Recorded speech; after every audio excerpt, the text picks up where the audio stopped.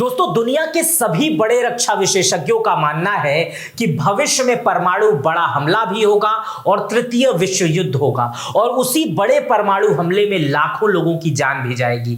इसलिए वैज्ञानिकों ने एक ऐसी दवाई खोजी है, एक ऐसी दवाई बनाई है जिसकी मदद से आप परमाणु हमले से बच सकते हैं। सही सुन रहे हैं, उस दवा का आविष्कार हो गया है। रूस, यूक्रेन सहित इजराइल, ईरान में ये दवा बांटी भी जा रही है। कौन सी है वो दवा, उसका भी विश्लेषण करेंगे, कैसे वो काम करती है उस बारे में भी आपको बताएंगे। साथ में हम बताएंगे कि ऑस्ट्रेलिया के वैज्ञानिकों ने परमाणु हमले से बचने के लिए कई तरीके खोजे हैं कि परमाणु हमला होने के तुरंत बाद एक आम आदमी को क्या करना चाहिए, उसका भी विश्लेषण करेंगे। साथ में मैं आपको बताऊंगा कि रेडिएशन क्या होता है और कैसे रेडिएशन एक व्यक्ति की जान ले लेती है परमाणु हमले में। यह वीडियो कुल मिला जुला के बहुत इंटरेस्टिंग होने वाला है, बहुत ज्ञानवर्धक होगा, इसलिए थोड़ा स्किप मत करिएगा, देखिएगा, समझिएगा और आप अपनी जानकारी को थोड़ा और मजबूत करिएगा। तो शुरू करते हैं पहले कि अगर परमाणु हमला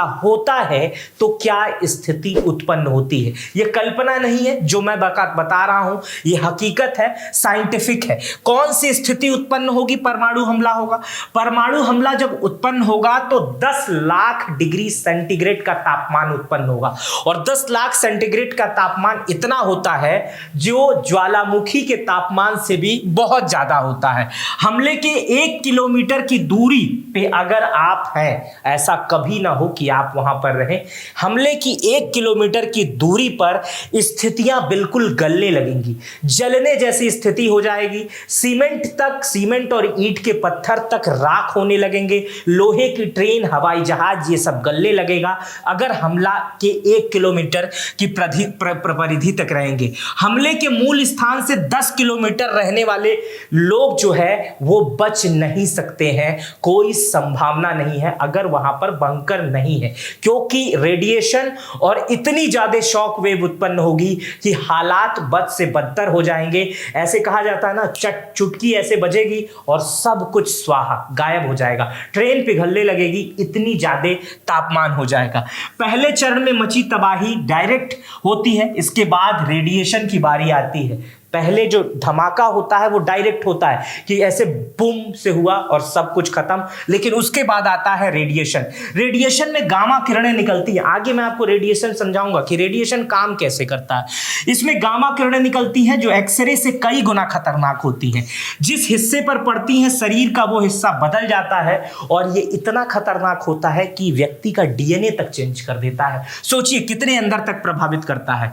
यदि आप भूकंप के केंद्र से 1 किलोमीटर दूर है तो आपके पास बचने के लिए, जगह खोजने के लिए 3 सेकंड होता है। मतलब जहां पे भूकंप मैं इसलिए दे रहा हूं कि जहां पे परमाणु बम गिरेगा वहां पर भूकंप जैसी स्थिति उत्पन्न होगी, बहुत तगड़ा शॉक वेव होगा। 10 लाख सेंटीग्रेड तापमान तो होगा, लेकिन एक बहुत बड़े रिएक्टर स्केल पर भूकंप भी आएगा और वो भूकंप इतना खतरनाक होगा कि वो सबको बराबर कर देगा। मतलब धूल, सब बड़ी बड़ी इमारतों को धूल बना देगा। लेकिन 1 किलोमीटर दूर है अगर, तो आपको 3 सेकंड मिलते हैं बचने के लिए, 3 सेकंड। उसमें आप बंकर में भी जा सकते हैं और काम भी कर सकते हैं। सोचिए कितना समय। हमले से 5 किलोमीटर दूर है तो आपके पास 15 सेकंड का समय होता है कि आप सुरक्षित बच सकते हैं। इसीलिए स्विट्जरलैंड पे एक वीडियो मैंने बनाई थी, आप जाके देख सकते हैं परमाणु हमले को लेकर के, कि स्विट्जरलैंड ने इसीलिए बंकर बना के रखे हैं क्योंकि 15 सेकंड में लोग बचते हैं। और हमले से अगर 30 किलोमीटर की दूरी पर हैं तो आप बच सकते हैं। कैसे बच सकते हैं वही आगे बताने जा रहा हूं, क्योंकि आप रेडिएशन के संपर्क में तो जरूर आएंगे, लेकिन अगर आप 30 किलोमीटर दूर हैं तो आपके पास भागने का पर्याप्त मौका मिलेगा और आप उससे बच सकते हैं। अब कैसे बच सकते हैं आपको वही समझाने की कोशिश आगे करूंगा, लेकिन उससे पहले मैं आपको यह बताता हूं कि जो ऑस्ट्रेलिया के वैज्ञानिक हैं डिफेंस एकेडमी के, उन्होंने कैसे बताया है, इसको कैसे चरणबद्ध तरीके से बताया है और ये क्या तरीका बता रहे हैं बचने का, कैसे बचने का तरीका ये बता रहे हैं, वो मैं बता रहा हूं। ये जो 4 वैज्ञानिक हैं इनका नाम मैं बता देता हूं, रॉबर्ट चीटिंग, डेमिथ और पॉल हेलिज। ये 4 वैज्ञानिक हैं। इन्होंने ही दुनिया को बचाने का जिम्मा उठाया है और परमाणु हमले से बचने के तरीके बताए। तुरंत बताने जा रहा हूं क्योंकि इन्हीं के अनुसार बताना था, तो इसलिए इन्हें समझाना जरूरी है। जो सबसे पहले ये बताते हैं, जो सबसे पहली प्रक्रिया उत्पन्न होंगी उसको बोलते हैं इंग्रेशन। इंग्रेशन बोलते हैं उसको, बोलते हैं इंग्रेशन। उसमें ये बताते हैं कि आकाश में सूर्य से भी चमकीली एक बिजली उत्पन्न होगी जिसे आप नंगी आंखों से देख नहीं पाएंगे, और अगर आप उधर देखते हैं तो आप उससे इतना तेज मुड़ेंगे और वो इतना तेज गर्म होगा कि आप उससे अपना मुंह फोड़ लेंगे। आप समझ नहीं पाएंगे कि आग के गोले और शॉक वेव इतना तेज कैसे है और ये आपके दिमाग पर सीधे असर क्यों कर रहे हैं। सोचने और समझने की बिल्कुल शक्ति खत्म हो जाएगी। तीव्र थर्मल विकिरण आपके कपड़ों से गुजर कर आपकी त्वचा को जला देगा। मतलब इतनी तेज किरणें आएंगी कि वो आपके त्वचा को जला देंगे, आपके कपड़े को छेद कर। ये जो परमाणु विकिरण गामा किरणें निकलेंगी उसमें से, वो एक्सरे और न्यूट्रॉन किरणें जितनी भी खतरनाक होगी, और ये सारी किरणें आपके शरीर पर हमला करेंगी। अब तक आप सबसे बड़ा परमाणु विस्फोट कुछ सेकंड झेल चुके होंगे। अगर आपने ये देख लिया और आप कुछ सेकंड तक रुके हुए हैं तो मतलब आप ये समझ जाइए, ये सारी चीजें अगर आप देख लिए और उसके बाद भी अगर बचे हुए हैं तो आप परिधि से दूर हैं। परिधि यानी कम से कम आप परमाणु हमले से लगभग 30 से 40 किलोमीटर, 25 किलोमीटर की दूरी पर आप हैं। अगर आपने उस सूर्य के चमकते हुए हिस्से को देखा है और उसके बाद देखे हैं उसको, और आपके पास भागने का पर्याप्त समय मिला है और वो गामा किरणें आपको रोक नहीं पाई हैं, तो मतलब आप बच चुके हैं। और अब आपको बचने का साधन ढूंढना है, बचने का तरीका ढूंढना। मैं वैज्ञानिक तरीका बता रहा था, अब मैं बताता हूं कि बचेंगे कैसे। अगर आप ये सारी चीजें देखिए, अगर आप 25 किलोमीटर के दायरे पे हैं तो बहुत मुश्किल प्रक्रिया है, बहुत कठिन है। स्विट्जरलैंड में अगर आप नहीं रह रहे ना, भारत की बात बता रहा हूं, स्विट्जरलैंड में तो हर जगह आप बच सकते हैं, मेन इलाके में बच सकते हैं क्योंकि उनके पास बंकर उपलब्ध है।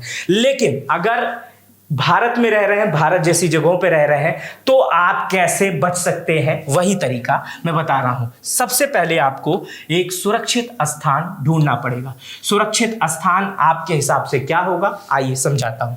सुरक्षित स्थान, क्योंकि विस्फोट से इमारत के ऊपरी हिस्से और कमजोर हिस्से टूट जाएंगे। लेकिन ये 25 किलोमीटर के बाद का बता रहा हूं, परिधि नहीं। जैसे अगर आप, ईश्वर न करे ऐसा हो कि अगर दिल्ली के सेंट्रल में परमाणु बम गिराया जाता है और आप गाजियाबाद में रह रहे हो तो ये आप पर काम करेगा, या आप नोएडा रह रहे हैं तो ये आप पर काम करेगा क्योंकि वहां से आपकी दूरी है। लेकिन दिल्ली के मूल में अगर ऐसा हो, तो नोएडा में हो तो नहीं, दिल्ली के मूल में हो तो सबसे पहले आपके जो इमारत होगी, अगर आप बिल्डिंग अपार्टमेंट पे रह रहे हैं तो ऊपरी हिस्से, कांच, कमजोर चीजें टूट चुकी होंगी पहले ही। 25-30 किलोमीटर की बात बता रहा हूं। उस समय आपको क्या करना होगा, आपको एक मजबूत बंकर और तहखाने में जाने की इजाजत दी जाएगी। मजबूत बंकर और तहखाना। तो भारत में कहीं बंकर बनाए नहीं गए हैं, बनाए भी गए हैं तो अमीरों के लिए बनाए गए हैं, नेताओं के लिए। प्रधानमंत्री राष्ट्रपति भवन या राज्यपाल भवन में बंकर होंगे, लेकिन आम आदमी के लिए किसी फ्लैट, किसी जगह पर बंकर बनाए नहीं गए हैं। लेकिन अन्य देशों में बात करें, आप इजराइल की बात करेंगे, स्विट्जरलैंड की बात करेंगे, रूस की बात करेंगे, यूक्रेन, इन तमाम देशों में हर अपार्टमेंट में एक पहले गाइडलाइन जनरेट होती है। जैसे भारत में एक जीडीए या तमाम चीज़ों की गाइडलाइन होती है ना, एलडीए, जीडीए, डीडीए, जो जिस डिपार्टमेंट के आप हैं, जो विकास प्राधिकरण वहाँ का रहता है, वो करता है कि आपके वहाँ वाटर लॉगिंग है या नहीं है, ये तमाम चीज़ें। उसी तरह विदेशों में क्या होता है, सरकार पैसा देती है कि आप किसी भी बिल्डिंग का निर्माण करा रहे हैं तो आप एक हर फ्लैट पे, हर फ्लोर पर एक बंकर भी बनाएंगे, और वो बंकर इतना मजबूत होगा कि वो बड़े से बड़ा बम झेल सके और बड़ी से बड़ी बुरी स्थितियों को झेल सके, और उसका मेंटेनेंस हो। जैसे आदमी अपने वॉशरूम का, अपने कमरे का मेंटेनेंस करता है, उसी तरह उस बंकर के मेंटेनेंस के लिए भी सरकार पैसा खर्च करती है। चलिए, तो बंकर तो आपके पास है नहीं, लेकिन हर जगह बंकर जैसी कुछ चीजें होती हैं, उसी को समझाने की कोशिश कर रहा हूं। यदि आप ईंट कंक्रीट के मकान में रहते हैं तो इमारत की मजबूत हिस्से को खोजें। साधारण घरों में सबसे मजबूत जो स्थान होता है रेडिएशन से बचने के लिए, वो वहां होता है जहां जो आपका टॉयलेट होता है। जो टॉयलेट टॉयलेट छोटा होता है, उसमें जो खिड़की या एग्जॉस्ट होता है बस आपको उसी को बंद करना रहता है और वो चारों तरफ से पैक रहता है। अक्सर टॉयलेट ऐसा ही होता है और वो चारों तरफ से पैक रहता है और वो मोटी दीवारों के बीच में, घर के बीचों बीच में रहता है, तो वहां हवा का दबाव इधर उधर भी कम रहता है और वहां रेडिएशन से आप बच सकते हैं और वो जगह मजबूत भी होती है। तो भारत में बाथरूम को सबसे मजबूत स्थिति में माना गया है रेडिएशन से बचने के लिए, परमाणु हमले से बचने के लिए। दूसरा, आने वाली शॉक वेव इतनी तेज होंगी कि वो दीवारों से टकरा के आपको गुजाएंगी, बहुत इस तरह की आवाज आएगी, तो उससे भी आपको बचने की जरूरत है। इसलिए इमारत में खड़े होने की बजाय आप लेट जाएं, क्योंकि खड़े रहेंगे तो आपके कान के पर्दे जो है वो प्रभावित होंगे। आगे मैं वो भी बताऊंगा कैसे उससे बचें। तो आप अपने बाथरूम में ऐसे जो हाथ एकदम सीधा करके जमीन से ये ठुड्डी लगा कि मुंह खोल के लेट जाए। मुंह खोलना क्यों है आगे बताऊंगा।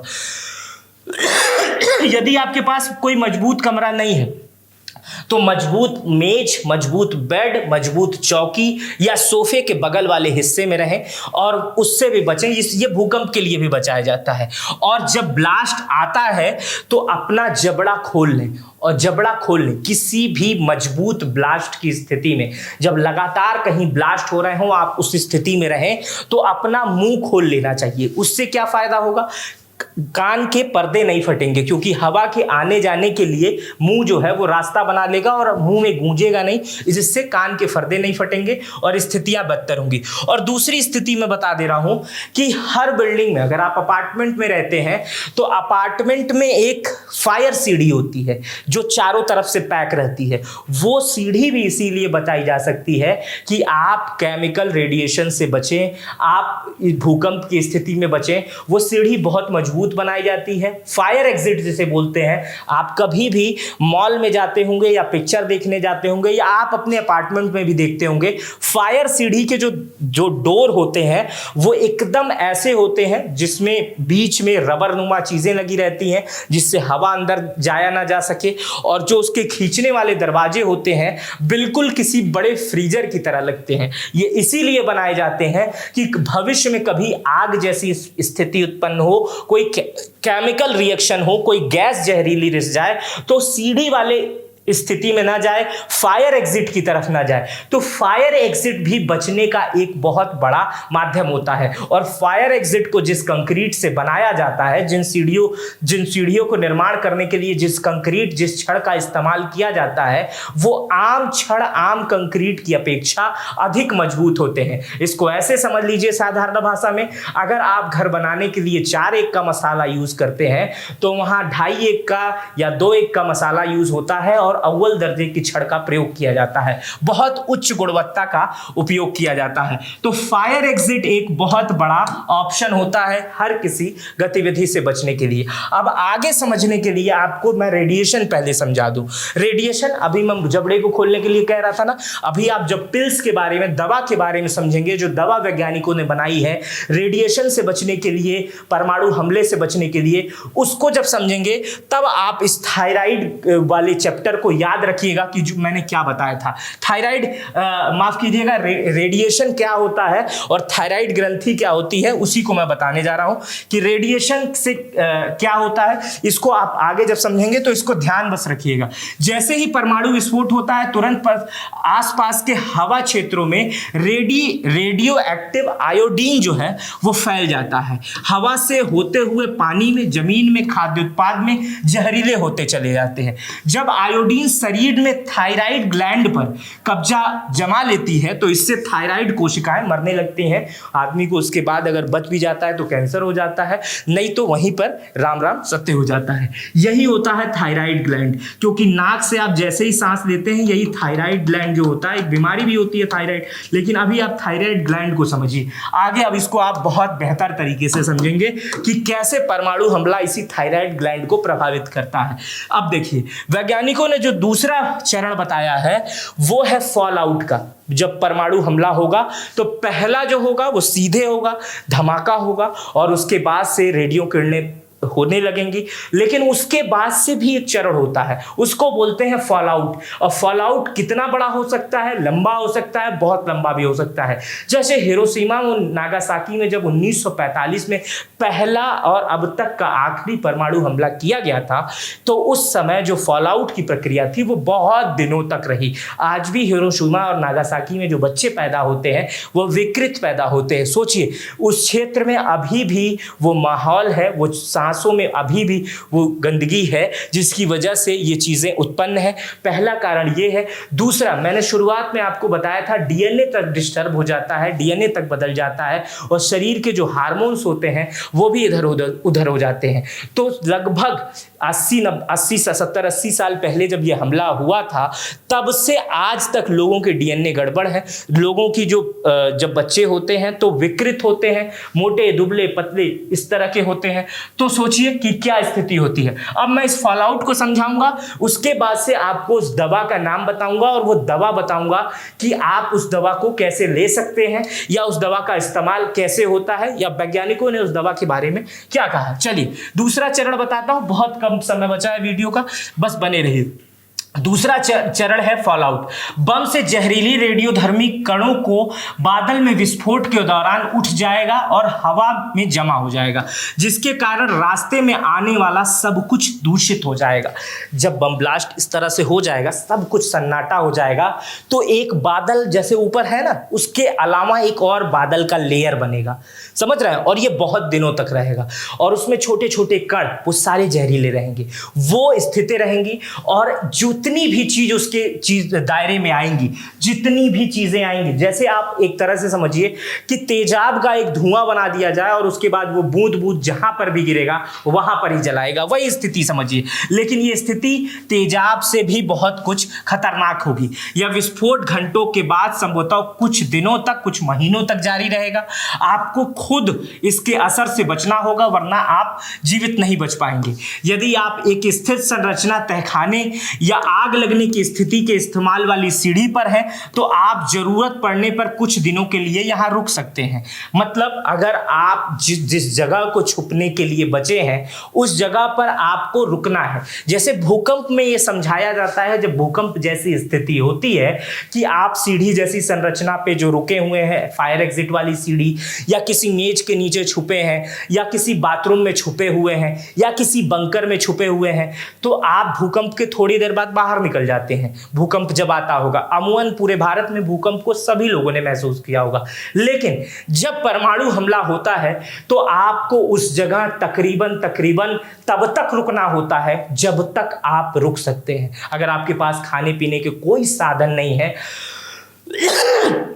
तो भी आपको तब तक रुकना है जब तक आप बगैर खाए पिए जीवित रह सकते हैं, क्योंकि जैसे ही आप बाहर निकलेंगे वैसे ही खत्म हो जाएंगे। अंदर तो आप बचे ही हुए हैं, क्योंकि बाहर निकले के बाद जीवन संभव नहीं है, ऐसा वातावरण बन चुका रहता है, काफी समय तक बचाना रहता है। इसीलिए बड़े बड़े देशों में, उन तमाम देशों में जो परमाणु हमले के बारे में सोचते हैं, उन्होंने बाकायदा एक अच्छे बंकर बना के रखे हैं जो बिल्कुल होटलों की तरह होते हैं। अपने देशों में भी प्रधानमंत्री राष्ट्रपति के लिए ऐसे बंकर बना के रखे गए हैं जो बिल्कुल वीआईपी होते हैं। बहुत बुरी स्थिति होने पर, बमबारी होने पर, किसी देश पे हमला होने पर राष्ट्रपति या प्रधानमंत्री, राज्यपाल इस तरह से अंदर डिजाइन बंकर में चले जाएंगे जो बंकर बिल्कुल सेफ होगा, परमाणु हमलों से लेकर हर चीजों से सेफ होगा, और वो अंदर पूरी तरह से उसका मैकेनिज्म जो है पूरे होटल की तरह कार्य करेगा। लेकिन अगर आपके पास ये सारी सुविधा नहीं है तो आपको अपने ही उसी बाथरूम में महीनों गुजार सकते हैं। जब तक आप सांस ले रहे हैं तब तक आपको अंदर रहना है, जब तक कोई बचाव रोधी दल ना आ जाए। यदि आप भवन नष्ट हो गया है, आपके पास किसी सुरक्षित ढांचे में जाने की आवश्यकता तब जरूर होगी। अगर भवन नष्ट हो गया है, सभी दरवाजे, खिड़कियां, हवा गुजरने के स्थान को बंद करें। यदि आप बिना छती वाले पाइप से पानी पी रहे हैं तो सील बंद डब्बे से खा सकते हैं। जब एक बार आप आश्रय पा लेते हैं तो आपको कीटाणु रहित होने की आवश्यकता आवश्यकता होगी। इसके लिए त्वचा और नाखून की सफाई करते रहें। जैसे कुछ कुछ देर पर, अब मैं आपको अगर घर में ही ऐसी स्थिति बताऊं तो कुछ कुछ देर पर आपको अपने शरीर को पोंछना होगा, बचाना होगा। जो नल का पानी का टैप है अगर वो कहीं से फटा नहीं है और सब कुछ ठीक है तो उसका पानी आप पी सकते हैं। अगर जो बंद में खाना है, जैसे फ्रिज में खाना रखा है, तो उसको आप जल्दी से खा सकते हैं अगर आपका घर तबाह नहीं है। लेकिन आपका घर पूर्ण रूप से पैक होना चाहिए। परमाणु हमले से अगर आप 50 किलोमीटर की दूरी पे हैं, 40 किलोमीटर की दूरी पे हैं, तो आपके घर को कुछ नहीं होगा, आपका घर ठीक ठाक रहेगा। लेकिन जो रेडिएशन है बस आपको उससे बचना है, लेकिन घर का दरवाजा खोलकर चेक नहीं करना है, क्योंकि जैसे ही आप चेक करेंगे, जैसे आपको एक्सरे की किरणें दिखाई नहीं देती हैं और आपके पूरे शरीर का फोटो खींच लेती हैं, उसी तरह की एक्सरे किरणें, गामा किरणें पूरे पर्यावरण में फैली होंगी। जैसे ही आप खोलेंगे वो आपके शरीर को प्रभावित करेंगी, फिर आप अपना रोग दूसरे को देंगे और इसी तरह पूरे परिवार का खात्मा हो जाएगा। तो इसलिए कोई दरवाजा, कोई घर नहीं खोलना है। और परमाणु हमला होने से पहले कोई चेतावनी नहीं दी जाती। अगर चेतावनी दी जाती तो क्या स्थिति होती? हिरोशिमा और नागासाकी के 1.5 लाख लोग बच जाते, पहले से ही बच जाते। जब दो देशों में युद्ध हो रहा है, जैसे इजराइल ईरान में हो रहा है, तो कोई देश कभी भी किसी पे मार सकता है। दूसरा यूक्रेन रसिया में हो रहा था, तो कोई देश किसी पे मार सकता था। तो समझिए परमाणु संपन्न देश है, तो अगर परमाणु बना है तो ऐसा भविष्य में होना संभव है। अब मैं चैप्टर के मूल बिंदु पर आता हूं।